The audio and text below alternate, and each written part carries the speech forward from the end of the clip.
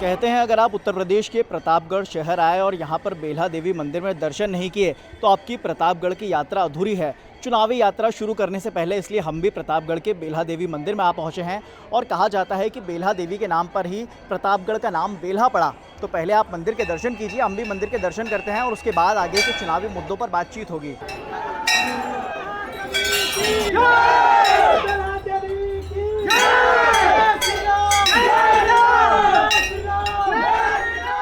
सूरज की तपिश अपने पूरे चरम पर है, मगर सूरज से भी ज्यादा गर्मी इन दिनों प्रतापगढ़ की सियासी फिजाओं में है। अब बात सियासत प्रतापगढ़ की हो और राजघरानों की धमक ना हो, ऐसा तो अब तक होता नहीं था और यही वजह रही कि पिछले 17 संसदीय चुनावों में 10 बार सांसद राजघरानों के सदस्य चुनकर दिल्ली पहुंचे। मगर इस बार का चुनाव जरा अलग है। मुख्य मुकाबले की अगर बात करें तो बीजेपी के संगमलाल गुप्ता, समाजवादी पार्टी के एसपी सिंह पटेल और बीएसपी से प्रथमेश मिश्रा के बीच कड़ा मुकाबला इस बार नजर आ रहा है।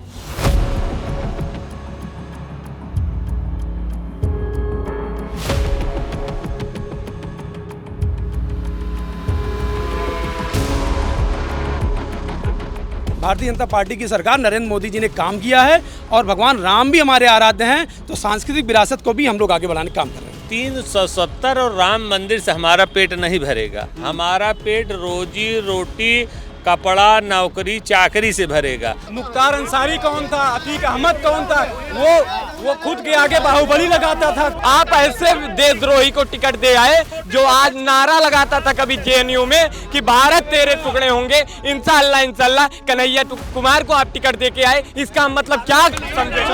श्रीमान जी, राहुल गांधी जी से कह दीजिए हमें बेरोजगारी बढ़ना नहीं चाहिए, हमें नौकरी चाहिए, बेरोजगारी बढ़नी।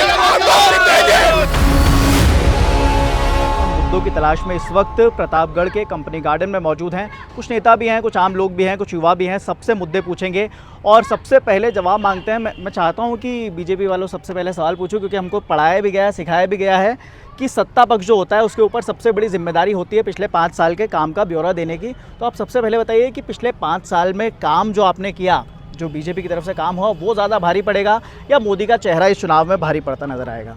देखिए, मोदी जी हमारे नेता हैं, निश्चित तौर पर पूरे देश में उन्होंने काम किया है। और जनपद प्रतापगढ़ की बात की जाए तो आज़ादी के बाद से अब तक यहाँ पे ना मेडिकल कॉलेज था, आज यहाँ पे जो है इंजीनियरिंग कॉलेज खुल रहा है। यहाँ पर ऐसे रेलवे फाटक थे जहाँ 2-2 घंटे का जाम लगता था। यहाँ कई सारे ओवरब्रिज, कई सारे और एक बाईपास, मतलब सभी मेडिकल कॉलेज, तो हर रूप में यहाँ पर काम हुआ है, सड़कों पर काम हुआ है। और सबसे बड़ी बात है जो प्रधानमंत्री जी की आवास योजना, शौचालय और आयुष्मान, इन सभी योजनाओं का सीधे लाभ मिला है। किसान सम्मान निधि के माध्यम से भी लोगों को 6,000 रुपये सालाना जो लाभ मिल रहा है, तो डायरेक्ट उनके अकाउंट में जा रहा है। और सबसे बड़ी बात है जो मोदी जी की गारंटी है, जो भारत को विकसित राष्ट्र बनाने की गारंटी है, एक स्थिर सरकार बनाने की गारंटी है, उसकी गारंटी के ऊपर भी हम चुनाव लड़ रहे हैं। क्या लगता है प्रधानमंत्री नरेंद्र मोदी का चेहरा, 370 आर्टिकल का मुद्दा, राम मंदिर का मुद्दा और पिछले 5 साल का विकास, थोड़ी घबराहट तो होगी? सबसे पहले तो बता दूं कि हमारे छोटे भाई बता रहे थे कि यहाँ मेडिकल कॉलेज हो गया। ये समाजवादी पार्टी के समय का मेडिकल कॉलेज संस्तुति है। उसके बाद ये कह रहे हैं ओवरब्रिज बना दिया। ओवरब्रिज समाजवादी पार्टी के कार्यकाल में यहाँ के सांसद समाजवादी पार्टी से गोपाल जी हुआ करते थे, उन्होंने जो है यहाँ ओवरब्रिज ले आए। ये जो कह रहे हैं कि शौचालय की व्यवस्था करिए, एक भी शौचालय गांव में नहीं चल रहा है। और आप प्रधानमंत्री की गारंटी की बात करते हैं। लोग कहते थे कि मोदी है तो मुमकिन है, मुमकिन कहाँ से है? जितने यहाँ आए हमारे देश का पैसा लेकर के विदेश में भाग गए हैं और कहते हैं, हम कहते हैं मुमकिन है तो क्यों नहीं उनको ले आते हैं आप? अभी नीरव मोदी का भी बीच में बयान आया था कि जो पैसा मैं यहाँ भगाया गया, मुझको जो है भारतीय जनता पार्टी के लोगों ने भगाया है, मुझसे पैसा लिया है। अरे ये घूस वाले लोग हैं, ये रुटियल बांड की बात करते हैं, अपने जो है पार्टी में पैसा लेते हैं और उसके बाद घूस, वो घूस है। आप बताइए, जो 15-15 हज़ार ले करके कंपनियां डूब रही हैं, वो अपने को घाटे में दिखा रहे हैं, उनसे लोटियल बांड लिया जा रहा है। अच्छा, समाजवादी पार्टी किन मुद्दों को लेकर इस बार जनता के बीच में है, किन मुद्दों को लेकर वोट मांग रही है और अगले 5 साल के लिए क्या खाका पेश करी है समाजवादी पार्टी? इस समय भारतीय जनता पार्टी के द्वारा जिस तरीके से लोकतंत्र की हत्या की जा रही है, बुलडोजर चलाया जा रहा है, ये डायरेक्ट जो है बुलडोजर चला रहे हैं। ये कहाँ के? अरे कानून किस लिए बना हुआ है? कोर्ट किस लिए है? सुप्रीम कोर्ट किस लिए? हाई कोर्ट किस लिए है? ये कहते हैं। और एक बात बताऊं आपको, इनके जितने नारे हैं सब खोखले हैं। आप ये सुनिए, आप शौचालय की बात करते हैं, आप गांव में चले जाइए, एक भी शौचालय नहीं चल रहा है। और ये कहते हैं कि हम सबको गैस दे दिए गरीबों को, एक दिन गैस कोई नहीं भरवा पा रहा है। गरीबों में घर में जाइए पूछिए, और कहते हैं कि मोदी जी चेहरा दिखाते हैं। आप यहीं प्रतापगढ़ GIC में मोदी जी आए थे, जैसे भाषण मोदी जी का चालू हुआ जनता पलायन कर गई। आप क्या कहते हो? अब इनको कोई सुनने वाला नहीं, इनके जुमले में आने वाले लोग नहीं हैं। ये केवल हिंदू, मुस्लिम, सिख, ईसाई करके चुनाव जीतना चाहते हैं, धर्म की उन्माद पैदा करके चुनाव जीतना चाहते हैं। अब जनता समझ गई है कि मेरे साथ धोखा कर रहे हैं। और इस देश मैं समाजवादी पार्टी के मुद्दों की बात कर रहा था, डिबेट भटक कर जरा आरोप प्रत्यारोप पर आगे। बहुत सारे लोग हैं, उनसे भी सवाल पूछेंगे। जरा क्या लगता है किन मुद्दों पर इस बार मतदान होगा प्रतापगढ़ में? महंगाई, बेरोजगारी। मैं आपसे जवाब जानना चाहूँगा, जब आप ग्राउंड में जाते हैं तब किन मुद्दों को लेकर इस बार आप वोट मांग रहे हैं? देखिए, जो रूलिंग में हैं वो 10 साल केंद्र में रहे हैं, तो लोग उनकी नीतियों को समझ गए हैं, उनकी नीयत को भी समझ गए हैं। उनकी नीतियाँ क्या है, उनकी नीयत क्या है। उनकी नीतियाँ जो भी रही हैं उसका परिणाम है कि आज देश में भुखमरी बढ़ गई। उसका ही परिणाम है कि आज देश में भुखमरी बढ़ गई। और वो बहुत मंच से सीना ठोक के कहते हैं कि मैं 80,000 लोगों को गरीबी रेखा के नीचे रख करके उनको 5 किलो राशन दे रहा हूँ। 80 करोड़ लोगों को वो सीना ठोक के कहते हैं। तो कहाँ से प्रगति है? चलिए, युवा भी हमारे साथ मौजूद है। क्या कहेंगे किन मुद्दों पर इस बार युवा वोट डालने की तैयारी में प्रतापगढ़ में? युवा देखिए, जो नई सरकार, मतलब नई सरकार को ना देखते हुए जो पुरानी सरकार है, जो जिस योजना पे काम कर रही है, आपकी क्या नाम है, आप मुद्दा उठाइए तो पहले की सरकारों में एम्स नहीं था, मेडिकल कॉलेज नहीं था। आज के दिन में 15 एम्स हो गया है, उसके बाद मेडिकल कॉलेज हो गया है, उसके बाद युवाओं के लिए IIT नहीं था। इस समय क्या नाम है, 16 IIT हो गया है। और रोजगारों को लेकर, मतलब युवाओं को लेकर ही सरकार ये काम कर रही है। अच्छा, चलिए आऊँगा। पीछे भी कुछ लोग मौजूद है, आइए ज़रा। क्या प्रतापगढ़ के वोटर हैं आप? आइए। प्रताप, क्या नाम है? अंकित दुबे। किन मुद्दों पर मतदान होगा इस बार प्रतापगढ़ में? बीजेपी पे। नहीं, क्या देखकर वोट देंगे? क्या मुद्दे पे? बीजेपी ने अच्छा काम किया, बुरा काम किया? अच्छा काम किया। क्या काम हुआ? सारा मेडिकल कॉलेज बना है, पढ़ाई में भी ध्यान दे रही है सरकार। नहीं, आपको क्या फ़ायदा मिला? हमको राशन भी दे रही है, 2000 किसान निधि दे रही है। किसान निधि मिल रही है? जी। कितनी? 2000। कितने समय में? 3 महीने में। और राशन मिलता है? जी बराबर में। क्या लगता है कैसा मुकाबला है इस बार प्रतापगढ़ में? प्रतापगढ़ में तो मुकाबला बसपा का है। प्रथमेश मिश्रा चुनाव जीतने जा रहे हैं। अच्छा, मुख्य टक्कर किससे मानते हैं, बीजेपी से, समाजवादी पार्टी से? अब बसपा से सब लड़ रहे हैं।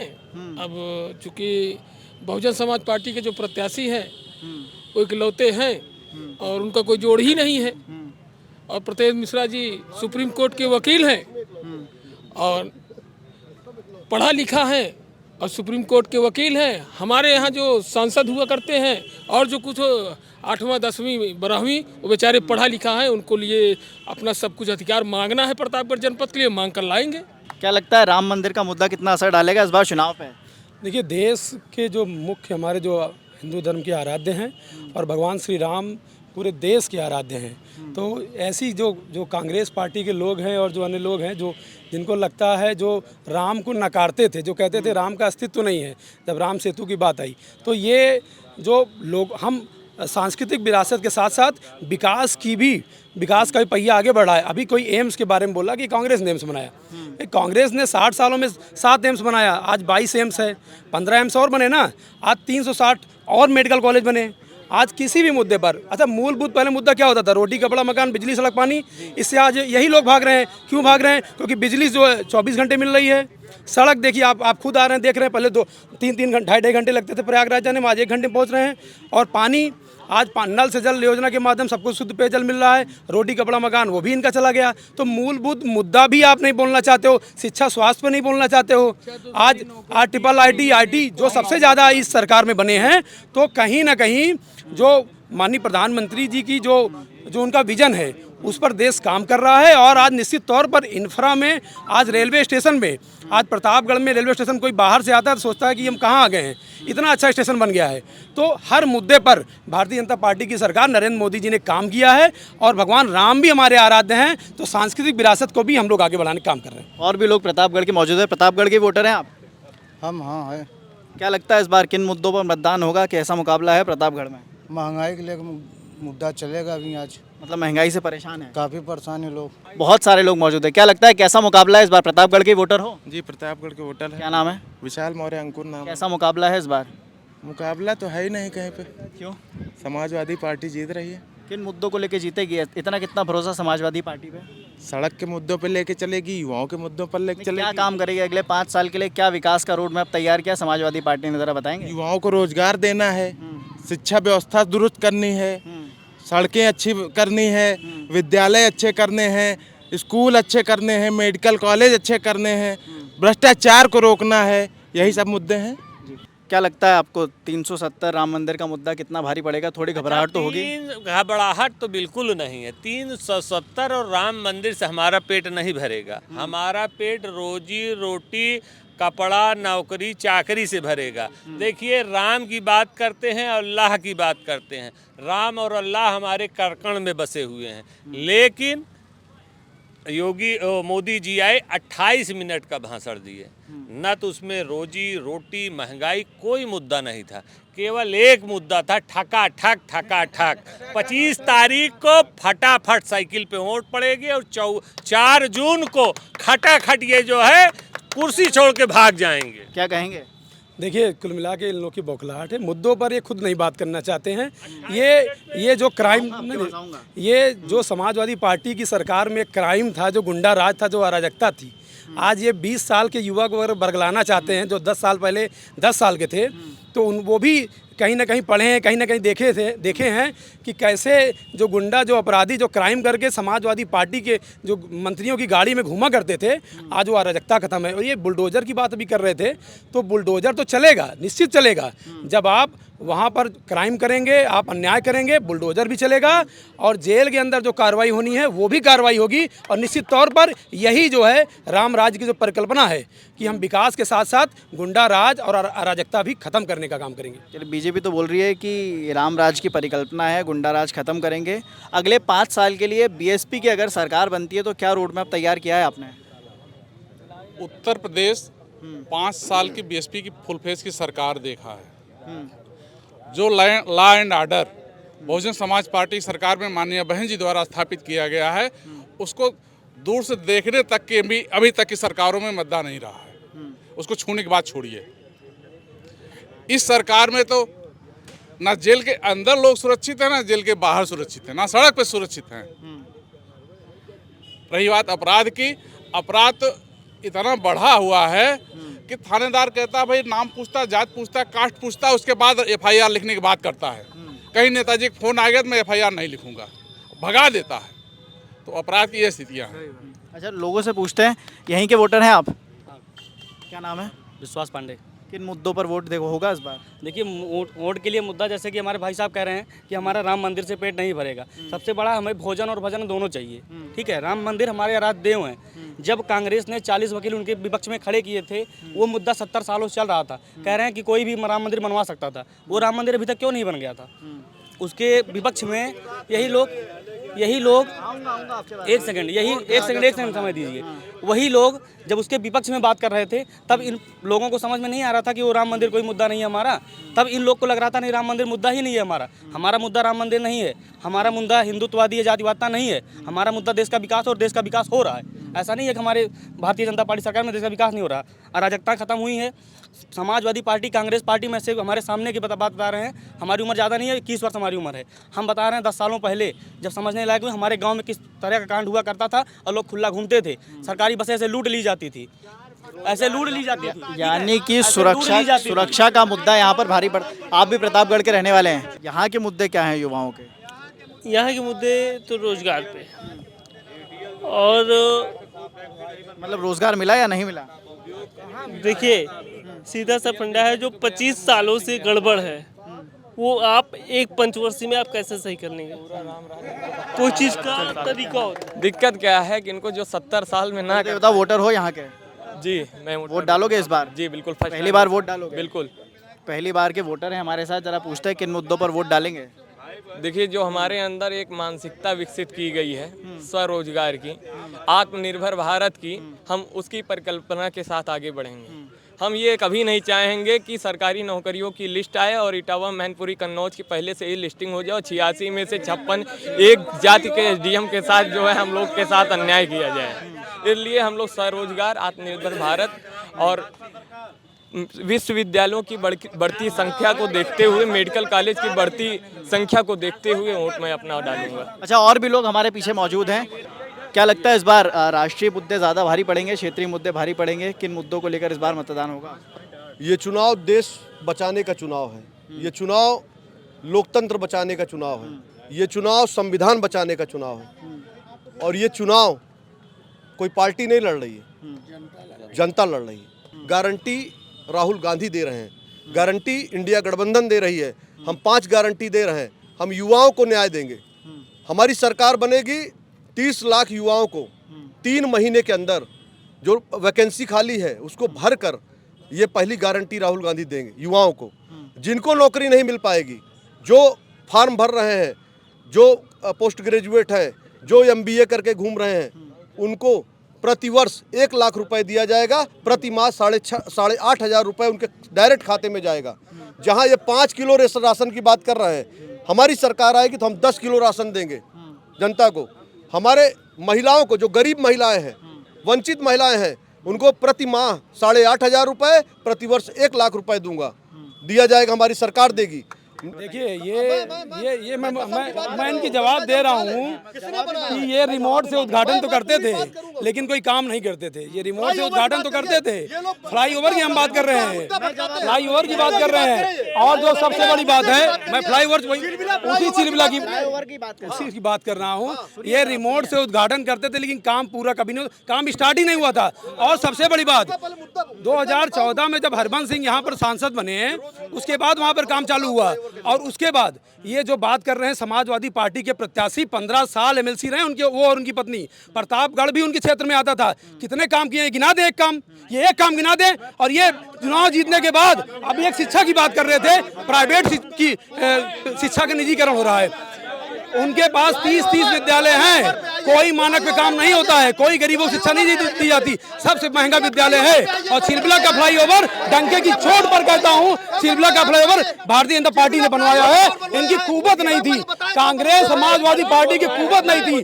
ATL की बातें करते हैं, ATL जो है समाजवादी पार्टी की, सुनिए, कांग्रेस की केंद्र में सरकार थी, कांग्रेस की केंद्र में सरकार थी और राज्य में समाजवादी पार्टी की सरकार थी। जहाँ सबसे ज्यादा रोजगार मिला था वो ATL इनकी सरकार में बंद हुआ था। आज ये बात करते हैं, आज ये SP पटेल की बात नहीं कर सकते। आज SP पटेल यही 15 साल MLC रहे हैं, एक काम गिना दे, कोई इनके कार्यकर्ता एक काम नहीं गिना पाएगा। रुकिए, नहीं, मुद्दे से चिल्ला चोट से डिबेट नहीं,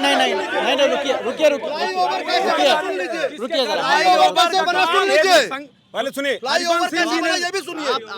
मेरी बात सुनिए, मैं बोल रहा हूँ, आप सुनिए।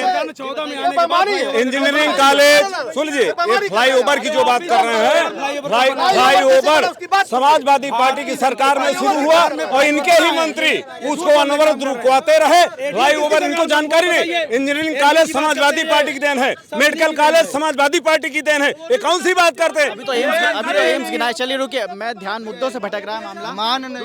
ये पूछना चाह रहा हूँ, आप जो बोल रहे हैं 1 लाख रुपए देंगे, ये तो बता दिए कि मेरी प्लानिंग ये है। आप अपनी प्लानिंग बताइए किस तहत देंगे। आप हमसे चलिए, वो पूछ रहे सवाल, 1 लाख रुपए कैसे देंगे, वो पूछ रहे सवाल। अडानी, अंबानी और जितने हमारे भगोड़े हैं, उनका लाखों करोड़ रुपए इन्होंने माफ किया है। तो हम उनको न देकर, जो चंद उद्योगपति हैं, हम उनको ना देकर हम गरीब परिवार को देंगे। वो सारा पैसा हमारा बचेगा, समझ रहे हैं, उससे देंगे। ये जो है अपने प्रत्याशी पर नहीं बोल रहे हैं। कांग्रेस की सरकार की आप बात कर रहे थे। कांग्रेस की सरकार में यही मैं बता रहा था कि ये लोग एटीएल की बार बार चर्चा कर रहे थे, और एटीएल जो है यहाँ सबसे ज्यादा रोजगार सृजित करता था, लेकिन केंद्र में कांग्रेस, आप बोलने नहीं देते, समस्या यही है, आप नहीं बोलने देते हैं। आप जब झूठ साबित नहीं, हम नहीं बोलते हैं बीच में, लेकिन हम नहीं बोलते हैं। एटीएल कब बंद हुआ? एटीएल जब केंद्र में कांग्रेस की सरकार थी और उत्तर प्रदेश में समाजवादी पार्टी की सरकार थी, एटीएल को बंद करने का काम किया। और जितने भी ये अभी भगोड़ों की बात कर रहे थे, ये जो है सबसे ज्यादा देश में दंगा समाजवादी पार्टी में होता था। आज एक दंगा नहीं होता है। आप क्या बात करते हैं? आज एक दंगा करने वाले, ये लोग बोलते थे 370 हटा तो कश्मीर में बवाल हो जाएगा। कश्मीर में बवाल नहीं, एक चुटकी नहीं बच पाई कश्मीर में। तो वो स्थिर सरकार, वो स्पष्ट बहुमत की सरकार भारतीय जनता पार्टी की है, और पूरा देश मोदी जी पर विश्वास कर रहा है। और निश्चित तौर पर जिस दिन 4 जून को जब भारतीय जनता पार्टी की फिर से सरकार बनेगी, तो पूरा शेयर मार्केट ऊपर जाएगा, क्योंकि वो भी कह रहे हैं कि अगर सरकार कहीं से अस्थिर हुई तो मार्केट डंप हो जाएगा, क्योंकि सब पूरे देशवासियों का भरोसा वो मोदी जी के ऊपर है। चलिए, और भी पीछे आम लोग बैठे हुए हैं मेरे साथ। प्रतापगढ़ के वोटर हैं आप? हाँ ठीक, अरे ठीक है, हम क्या बोले, मुद्दों पर वोट होंगे आज बार? अरे मुद्दा ठीक है, मोदी योगी है, बाकी और क्या है। क्या मुद्दा? काम से खुश है, नाम से खुश? काम बहुत है भाई, 370 हटाए। अरे ठीक है, हम नहीं बोलेंगे। अरे पता नहीं, अरे भाई 370 हटाए, और ये जो है मान नहीं है, शान है। अरे ठीक है भाई, हम भाई हर आदमी स्वतंत्र है, बोल सकता है भाई 6,000 किसानों को दे रहे हैं साल में, और तमाम राशन फ्री दिए, और क्या चाहिए। और बाकी नंबर 1 तो उनका शासन, योगी के राज्य में गुंडागर्दी समाप्त है, सबसे बड़ी बात है। मायावती नहीं, जितना बढ़िया यौगिक शासन है, उतना बढ़िया हम तो कहें किसी भी को तो कोई किया नहीं। हाँ, ऐसे जरूरत है भाई। मैं बताना चाहता हूँ, जो शिक्षा माफिया समाजवादी पार्टी की तरफ से पाले गए थे, जिन्होंने 86 में से 56 एक जात का एसडीएम बनवाया और पकड़े नहीं गए, अब वही हरकत वो भाजपा में करना चाह रहे हैं और पकड़े जा रहे हैं। बस इसी वजह से इनको लग रहा है पेपर लीक इसमें हो रहा है। ओरिजिनल तो ये है कि पेपर लीक उस समय होता था, शिक्षा माफिया पकड़े नहीं जाते थे, शिक्षा माफिया अब पकड़े जा रहे हैं, इसलिए इनको लग रहा है पेपर लीक भाजपा करा रही है। रुकिए, चलिए, हाँ बताइए, पेपर लीक का सवाल था, उस पर आते हैं। हाँ देखिए, अभी बड़े भाई ने हमारे कहा कि पेपर लीक हुआ, पेपर ऐसा हो गया, वैसा हो गया। 2015 में सपा की गवर्नमेंट थी, और मैं खुद लेखपाल का एग्ज़ाम दिया, पास आउट होता है। इंटरव्यू के पहले मामला हाई कोर्ट चला जाता है, जो कि आज तक क्लियर नहीं हुआ। 2015 से पहले जितने भी लेखपाल की वैकेंसीज आई, मैक्सिमम सपा गवर्नमेंट में जितनी भी वैकेंसीज आई, मैक्सिमम हाई कोर्ट गई। क्यों? एक समय ऐसा था समाजवादी पार्टी की सरकार में कि जब वहाँ पर रिजल्ट कहाँ से निकलता था? शिवपाल यादव के घर से निकलता था। और ये माफियागिरी की बात करते थे। आज यहाँ प्रतापगढ़ में औला, यहाँ पर 1 डिस्ट्रिक्ट 1 प्रोडक्ट है। समाजवादी पार्टी की सरकार में यहाँ पे 1 जिला 1 उत्पाद है, वहाँ 1 जिला 1 माफिया होता था। तो जो गुंडा राज समाजवादी पार्टी की सरकार में था, सिर्फ मैनपुरी इटावा को 24 घंटे बिजली मिलती थी, पूरे प्रदेश की सरकार में नहीं मिलती थी। सिर्फ मैनपुरी इटावा में सड़कें सिर्फ मैनपुरी इटावा में बनती थी। और उसके अलावा वहाँ पर जो वहाँ के लोग होते थे, उनको पैसा लेकर के कैसे नौकरी दी जाती थी। आज स्पष्ट रूप से 0 टॉलरेंस पर न्यायपूर्ण तरीके से ये पेपर हो रहा है। और सबसे बड़ी बात, इन्हीं का एक नेता था सोराव में, जो परीक्षा भर्ती में जो कितनी धांधली किया करता था, सोराव का ये सरगना था, समाजवादी पार्टी का नेता, आज वो जेल के अंदर है। तो ये भी कहना चाहिए, इनके उसमें पेपर लीक होता था, कार्रवाई नहीं होती थी। वो वहाँ शिवपाल यादव लिस्ट बनाए, पेपर लीक होता था, कार्रवाई नहीं। ये माफियाओं की बात करते हैं। मैं इनसे पूछना चाहता हूं कि धनंजय सिंह क्या है? इनको अभी ज्वाइन कराया। ब्रजेश सिंह क्या है? अभी ज्वाइन कराया। ब्रिजभूषण शरण सिंह क्या है? इनको ज्वाइन कराया। चुलबुल सिंह क्या है? ये सारे माफिया नहीं है, ये सारे माफिया भारतीय जनता पार्टी में। ये कौन सी बात करते हैं? इनके पास कौन सी वॉशिंग मशीन है? देखिए, जनता जानती है जनता को पता है कि क्या माफियागिरी 2017 के पहले उत्तर प्रदेश में होती थी, और इसीलिए ये जो यूपी के 2 लड़के जो आए हैं, जो 2017 में आए थे एक साथ, उनको जनता ने उनको तिरस्कार कर दिया है। और निश्चित तौर पर आप जान लीजिए, ये क्या कह रहे हैं कि 5 साल में 5 प्रधानमंत्री देंगे। अभी तक कौन प्रधानमंत्री होगा तय नहीं हुआ है। 5 साल 5 प्रधानमंत्री और सब सब भ्रष्टाचारी होंगे। कौन था वो?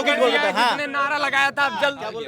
मैं कह रहा हूं कि ये बता रहे हैं कि माफिया के बारे में, धनंजय सिंह के बारे में, धनंजय सिंह जौनपुर के बारे में हम आपसे पूछते हैं, मुख्तार अंसारी कौन था, अतीक अहमद कौन था? वो खुद के आगे बाहुबली लगाता था, नाम के आगे बाहुबली लगाता था, कई मर्डर केस थे उसके ऊपर, और वो बात करते हैं। वो बोल रहे मुख्तार अंसारी थे। सुनिए आप, राजभर पार्टी से टिकट दिया, उसको अपने यहाँ गठबंधन में लिए हैं। क्या बात करते हैं ये लोग, क्या करते हैं? उन्होंने अपने यादव उनकी कब्र में रोने गए थे। अखिलेश यादव, कल्याण सिंह, आप बता रहे हैं हम, कल्याण सिंह यहाँ के सबसे बड़े ओबीसी नेता थे उत्तर प्रदेश के, उनका देहांत हुआ। मान लीजिए बाहुबल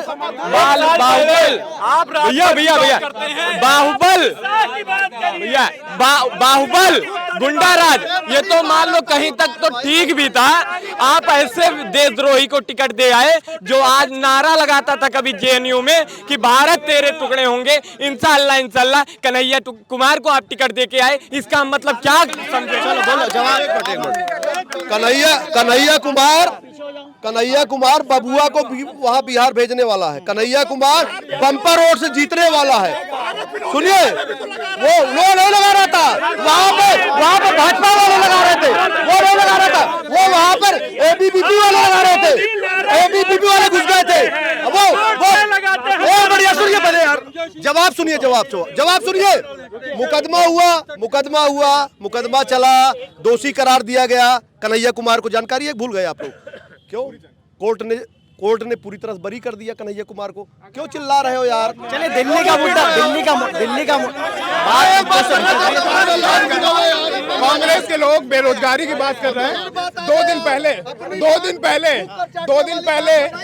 पहले राहुल गांधी जी ने प्रयाग में कहा कि 8,600 रुपए हम बेरोजगारी भत्ता हर महीने देंगे। श्रीमान जी, राहुल गांधी जी से कह दीजिए हमें बेरोजगारी भत्ता नहीं चाहिए, हमें नौकरी चाहिए। बेरोजगारी भत्ते